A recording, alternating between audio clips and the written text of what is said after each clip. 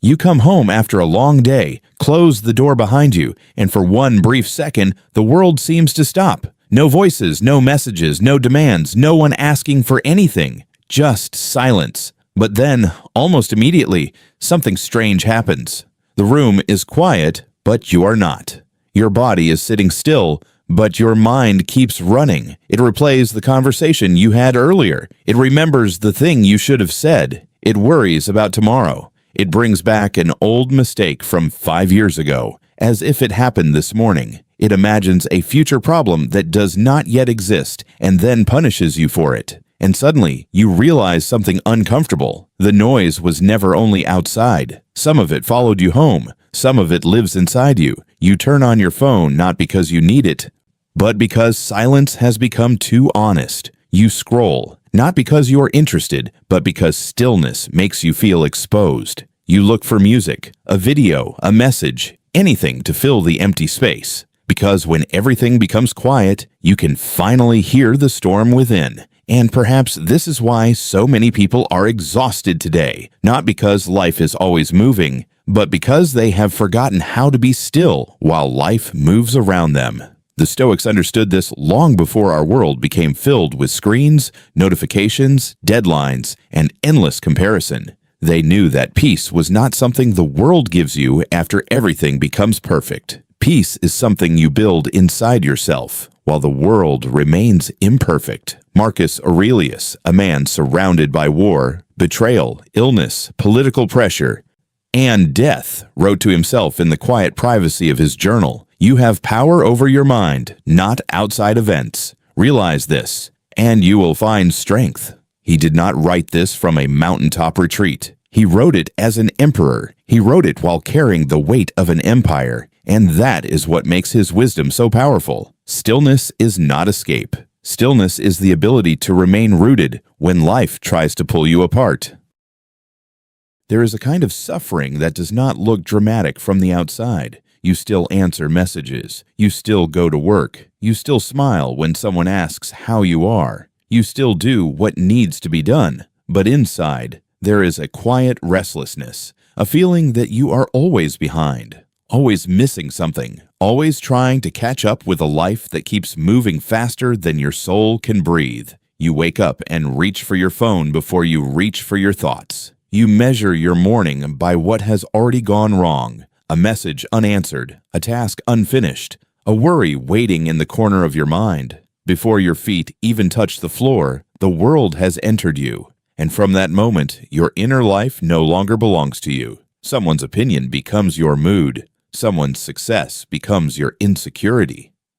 Someone's silence becomes your fear. Someone's criticism becomes your identity. You move through the day as if every external event has the right to command your inner state. The traffic decides your patience. The news decides your hope. The behavior of others decides your peace. And by evening, you are not tired only from what happened. You are tired from being pulled in 100 directions by things you never truly controlled. This is the hidden wound of modern life. We have more comfort than many generations before us, yet less calm. More information, yet less clarity. More connection, yet more inner distance. More noise, yet less meaning. The Stoic question is not, how do I make the world quiet? The deeper question is, how do I become quiet enough inside that the world no longer owns me? That question is the beginning of stillness. And stillness begins when you stop confusing movement with progress. There was once a man who spent years trying to build a life that would finally make him peaceful. He believed that peace would arrive after the promotion, then after more money, then after moving to a better place, then after proving himself to people who doubted him, then after everyone finally understood his intentions. But each time he reached one goal, peace moved further away. At first, he thought the problem was that he had not achieved enough. Then he thought the problem was other people. Then he thought the problem was bad timing, unfair circumstances, difficult responsibilities, and the endless pressure of life. But one night, after a particularly exhausting day, he sat alone at his kitchen table. The lights were dim. His phone was face down. The city outside continued its restless breathing. And for the first time in a long time, he did nothing. He did not try to fix his thoughts. He did not try to distract himself. He did not try to become better, stronger, happier, or more successful. He simply sat there. And in that stillness, something painful became clear. He had spent years trying to arrange the outside world, so he would no longer have to face the disorder within. He had mistaken control for peace. He had mistaken achievement for healing. He had mistaken applause for self-respect. And the more he chased, the more restless he became, because peace cannot be found by running faster from yourself. It begins when you finally stop. This is the main idea that will carry us through this entire journey. Stillness is not the absence of life's storms. Stillness is the discipline of not becoming the storm.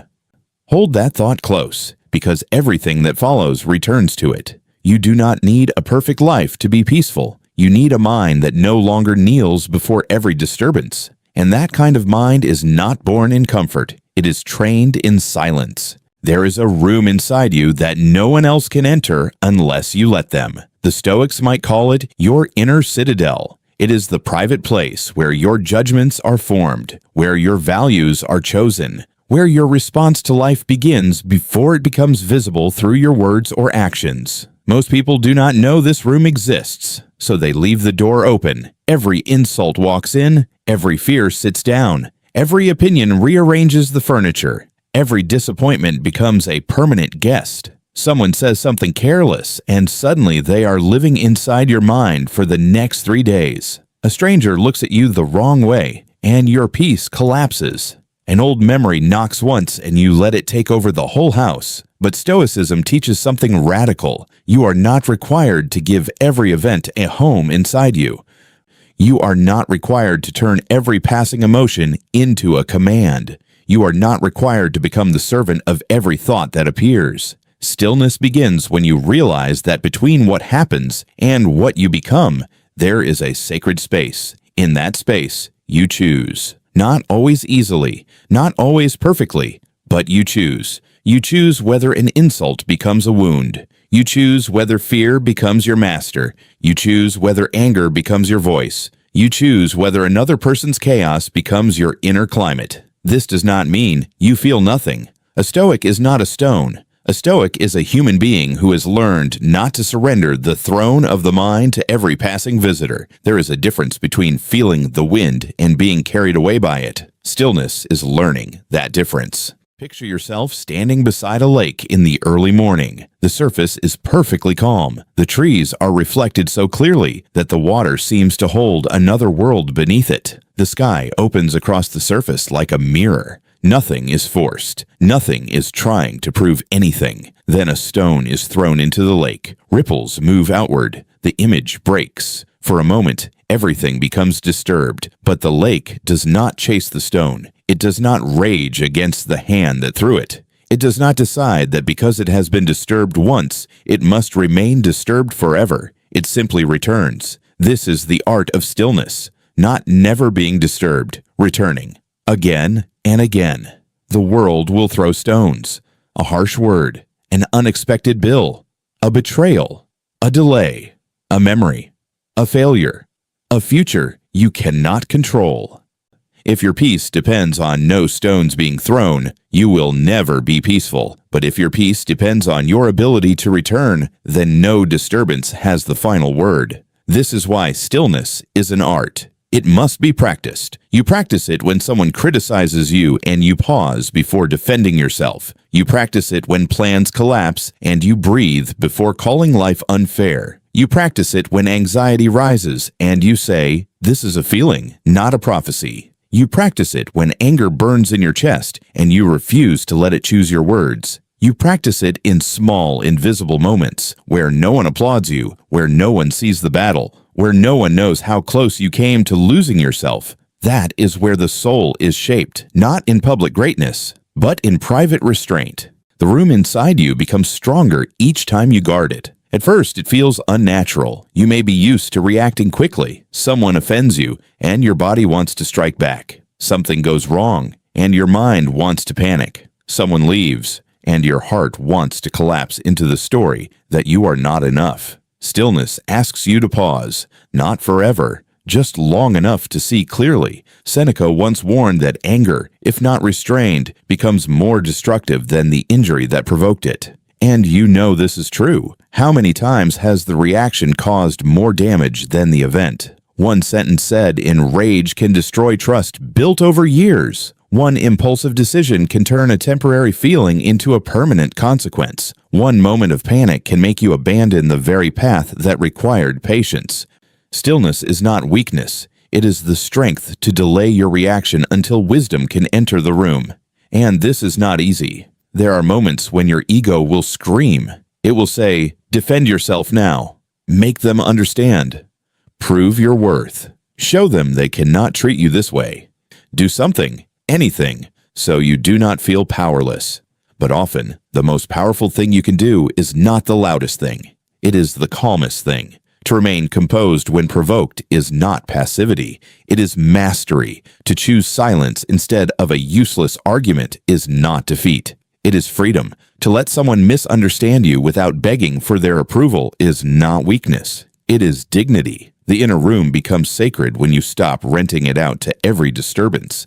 And as you learn to protect that space, you discover something profound. Peace is not found by controlling what enters your life. Peace is found by controlling what you allow to rule your mind. Many people believe their greatest enemy is outside them. A difficult person, a painful past, a demanding job, a cruel world, a future full of uncertainty. But often, the enemy that exhausts you most is not the event itself. It is the story your mind builds around it. Someone does not reply to your message. The event is simple, no reply. But the mind says, "They are ignoring me. They no longer care. I must have done something wrong." This always happens. I am not important. Within minutes, a small silence becomes a personal tragedy. You are no longer responding to reality. You are responding to imagination. This is where Stoicism becomes deeply practical. Epictetus taught that people are disturbed not by things themselves, but by the judgments they form about things. That single idea can change a life. Because it means that between the event and your suffering, there is often an interpretation. And if there is an interpretation, there is also a place where freedom can begin. You may not control the silence of another person. You may not control the delay, the rejection, the uncertainty, the outcome, but you can examine the meaning you are adding. Is this fact or fear? Is this truth or memory? Is this happening now, or am I reliving an old wound through a new situation? Stillness does not mean emptying your mind. It means no longer believing every thought just because it appears. There is a moment in every storm of thought when you can step back and watch. At first, it may last only 1 second. You notice the anxiety rising. You notice the old story forming. You notice the body tightening, the chest becoming heavy, the mind reaching for catastrophe. And instead of immediately obeying it, you whisper inwardly, "I see you." Not with hatred, not with panic, just awareness. This simple act creates distance, and distance creates choice. A thought says, "You are failing." Stillness answers, "A thought has appeared." A thought says, "This will ruin everything." Stillness answers, "The future is not here yet." A thought says, "You cannot handle this." Stillness answers, "I have handled many difficult moments before." Do you feel the difference? Before stillness, every thought is a command. After stillness, every thought is a visitor. Some visitors are useful, some are wounded, some are dramatic, some are liars wearing the clothing of truth, but none of them are automatically your master. This is not about forcing yourself to be positive. Stoicism is not pretending the fire is not hot. It is refusing to pour oil on it with your own imagination. There is a quiet courage in saying, "I do not yet know what this means." There is wisdom in leaving space between the event and the conclusion. There is peace in admitting that your first interpretation is not always reality. Stillness is not the silence of having no thoughts. It is the clarity of not being possessed by them. Think of the last time you lost peace over something that never happened, a fear that did not come true, a conversation that went better than expected, a problem that solved itself, a rejection that turned into protection, a delay that later became timing. How much of your life has been spent suffering in advance? How many imaginary disasters have you survived in your mind? And how much energy did they steal from the life actually in front of you?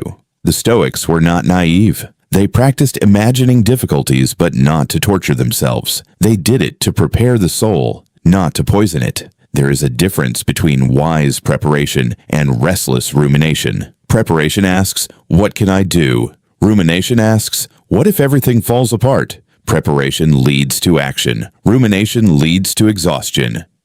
Preparation respects reality. Rumination invents 1,000 realities and suffers through all of them. Stillness asks you to return to what is here. This breath, this room, this choice, this step, this moment. Not because the future does not matter, but because the future is shaped by the quality of mind you bring to the present. A restless mind meets tomorrow already defeated. A still mind meets tomorrow with strength. And remember the idea that carries this whole journey. Stillness is not the absence of life's storms. Stillness is the discipline of not becoming the storm. Your thoughts may thunder, your fears may rise, your memories may knock at the door, but you do not have to hand them the keys. It is easy to admire stillness in theory. A quiet room, a candle burning, a journal open, the morning light touching the wall. But real stillness is tested in less beautiful places, in traffic, in arguments, in waiting rooms,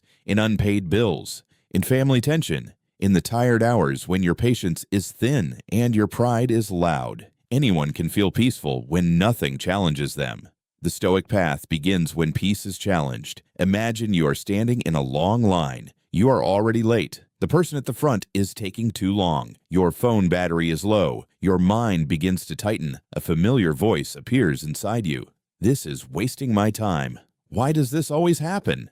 I cannot deal with this today. Your body wants to become the delay. Your jaw tightens. Your breathing shortens. Your mood darkens. But then, you remember, this is a stone thrown into the lake, and the lake can return. So you ask yourself quietly, what is actually being asked of me right now? Not by life in general, not by your entire future, just by this one moment. The answer may be simple. Stand here, breathe, wait without poisoning yourself. That is all. Nothing heroic, nothing dramatic, but deeply powerful, because every ordinary irritation is a training ground. Each one asks the same question. Will you surrender your inner state to this? Most people lose themselves not in great tragedies, but in small, daily frictions repeated for years. Stillness is built by refusing to let small things make you small. There is another place where stillness is tested deeply: relationships. Because nothing disturbs the inner world like another human being. Someone you love can say 5 words, and suddenly your entire nervous system changes. Someone's tone can open an old wound. Someone's absence can awaken fear. Someone's criticism can make you forget everything you know about yourself. This is why the Stoics paid so much attention to judgment, expectation, and self-command. They knew that relationships reveal where we are still unfree. You may think you are calm until someone disrespects you. You may think you are detached until someone does not choose you. You may think you are wise until someone misunderstands your heart. Then the real practice begins. Stillness in relationships does not mean becoming cold. It means loving without losing yourself. It means listening without preparing a weapon. It means speaking truth without needing to dominate. It means allowing others to be imperfect without making their imperfection the ruler of your peace. This is hard because the ego wants control disguised as care. It says, if they loved me, they would behave exactly as I need. It says, if they understood me, I would never feel pain. It says, if I explain enough, they will finally become who I want them to be. But people are not clay for your anxiety to shape. They are beings with their own fears, wounds, blindness, and battles. You can influence, you can communicate, you can set boundaries. You can walk away when dignity requires it, but you cannot control another soul into becoming the source of your peace. Stillness reminds you, do not place your inner life in hands that were never meant to carry it. Work, ambition, and success also test stillness, because the world teaches you to measure yourself constantly. How much have you achieved? How fast are you growing? Who is ahead of you? Who is watching? Who is praising? Who is ignoring? The mind becomes a marketplace. Everything has a price. Every action seeks approval. Every quiet moment feels like falling behind. But the Stoic does not reject action. The Stoic rejects slavery to outcome. There is a difference. You can work deeply without being consumed. You can build patiently without being possessed. You can pursue excellence without turning success into your god. Stillness allows you to act from purpose rather than panic. Imagine two people doing the same work. One is driven by fear. Fear of being forgotten. Fear of being ordinary. Fear of being judged. Fear of not proving enough. The other is driven by discipline, a quiet devotion to doing what is right, improving what can be improved, and accepting what is not within their command. From the outside, they may look similar, but inside, they live in different worlds. One is chaste, the other is guided. One collapses when results are delayed. The other continues because the work itself has meaning. One needs the world to constantly confirm their worth. The other has begun to build worth from within. This is not laziness. This is freedom. Stillness does not ask you to stop moving. It asks you to stop running from emptiness. Because if your action comes from inner noise, every achievement will carry that noise with it. But if your action comes from stillness, even ordinary work becomes sacred. Stillness is not found once and kept forever. It is returned to, like breath, like home, like the lake becoming clear again after each ripple. This is why you should not be discouraged when your mind wanders, when anger rises, when fear returns, when old patterns appear after you thought you had outgrown them. The goal is not to never lose stillness. The goal is to notice sooner, to return more gently, to stay away from yourself for less time. A person who practices stillness does not become perfect. They become less easily captured. A harsh comment may still sting, but it does not ruin the whole day. A delay may still frustrate, but it does not become a story about life being against them. A mistake may still hurt, but it does not become proof that they are worthless. This is progress. Quiet, invisible progress. The kind no one claps for, but the kind that changes everything. You begin to see emotions as weather. Anger passes, fear passes, sadness passes, excitement passes, praise passes, criticism passes. But the part of you that observes, chooses, and returns, that part can grow stronger. This is the deeper self the Stoics trusted, not the impulsive self, not the frightened self, not the wounded self, but the governing self. The inner witness capable of saying, "This is difficult, but I do not need to become disorder." That is stillness, not numbness, not denial. A living strength beneath changing weather. A simple practice can begin today, not tomorrow, not when life becomes easier, not when your mind finally feels ready. Today. Find one moment in the day where you usually react. Maybe when you wake up and reach for your phone. Maybe when someone speaks sharply. Maybe when you feel ignored. Maybe when you are waiting. Maybe when you are tired and tempted to speak from irritation.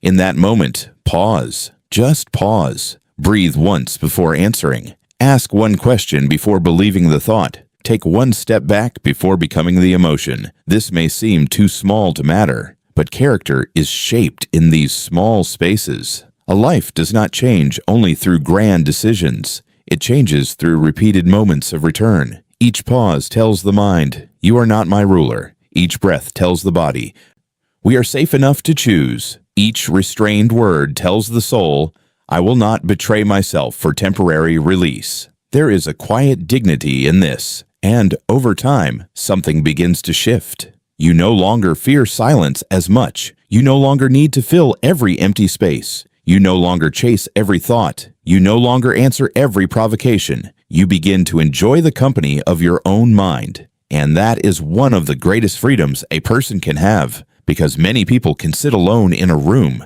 but few can sit alone without escaping themselves. Journaling was one of the great Stoic tools for stillness, not because writing magically solves life, but because writing slows the storm enough for you to see its shape. When thoughts remain only in the mind, they multiply, they echo, they disguise themselves, they become heavier than they are. But when you write them down, something changes. A fear that seemed enormous becomes a sentence. A resentment becomes a pattern. A confusion becomes a question. A pain becomes something you can hold without being consumed by it. Marcus Aurelius did not write for applause. He did not write to impress history. He wrote to steady his own soul. You can do the same. At the end of the day, ask yourself, where did I lose my stillness today? What did I allow to rule me? What was within my control? What did I add to reality through fear or pride? How can I return more wisely tomorrow? Do not ask these questions like a judge. Ask them like a friend holding a lantern. The purpose is not self-punishment. The purpose is awareness, because you cannot return from a place you refuse to see, and you cannot heal what you keep calling someone else's fault. Stillness requires honesty, gentle honesty, the kind that does not destroy you but wakes you up. And slowly, through practice, you begin to understand. The peaceful life is not the life without pressure. It is the life where pressure no longer decides who you are. There will come moments when stillness feels impossible, a loss too heavy, a betrayal too sharp, a fear too close, a season where everything seems uncertain. In those moments, do not imagine that Stoicism asks you to be untouched. No wise philosophy should ask a human heart to pretend it is not human. You may cry, you may tremble, you may need time, you may not have the right words. Stillness does not mean standing above pain as if you are beyond it. It means not letting pain turn you against your own soul. Even in grief, there can be stillness. Not the stillness of happiness, but the stillness of surrendering to what is real without adding hatred to it. Even in fear, there can be stillness. Not the stillness of certainty, but the stillness of taking the next right step while uncertainty walks beside you. Even in failure, there can be stillness. Not the stillness of indifference, but the stillness of refusing to confuse one broken outcome with the worth of your entire life. This is where Stoicism becomes tender. It does not remove the weight. It teaches you how to carry it without becoming bitter. It teaches you to stand inside reality, not outside it. To say, this hurts, but I will not let it make me cruel. This is uncertain, but I will not abandon my character. This is not what I wanted, but I will meet it with dignity. That is not weakness. That is a soul becoming unshakable. The world can take many things from you. It can take comfort. It can take plans. It can take approval. It can take opportunities. It can take people. It can take certainty. But there is one thing it cannot take without your permission, the way you meet what happens. That is the final freedom. The freedom Viktor Frankl would later describe from the depths of suffering. The freedom the Stoics pointed toward centuries before. The freedom that remains when everything else becomes unstable, your inner posture, your response, your character. This is why stillness is not a luxury. It is survival for the soul. Because without stillness, you become whatever happens to you. If life is kind, you are calm. If life is cruel, you are broken. If people praise you, you rise. If people reject you, you disappear. If the day goes well, you believe in yourself. If the day goes badly, you forget who you are. That is not freedom. That is emotional captivity. Stillness offers another way. A way to be deeply alive without being endlessly controlled. A way to feel without being ruled. A way to care without clinging. A way to move through chaos with a quiet center that does not depend on perfect circumstances. This does not happen overnight, but each time you return, you strengthen the place within you that cannot be taken. So, tonight, or tomorrow morning,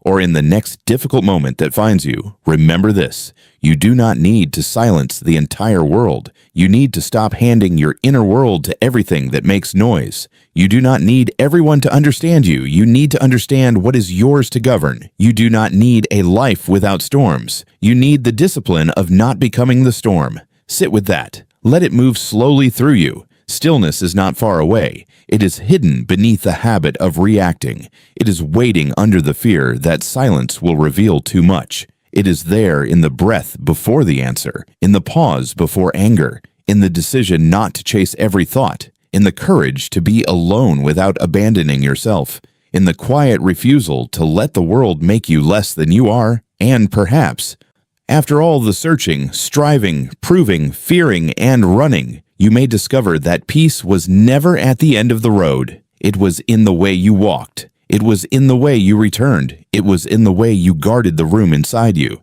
The art of stillness is the art of coming home to yourself while the world continues to move. And when you can sit in the center of your own life without running from it, you become richer than the person who owns everything but cannot rest. Because the strongest soul is not the one that conquers the world, it is the one that cannot be conquered by its own unrest. So ask yourself now, quietly and honestly, if nothing outside you became easier tomorrow, would you still be willing to become still within?